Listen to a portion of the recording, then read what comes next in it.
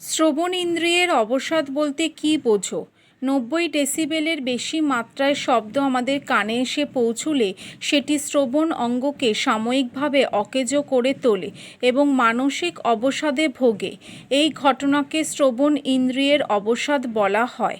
নিঃশব্দ অঞ্চল বা সাইলেন্স জোন কী?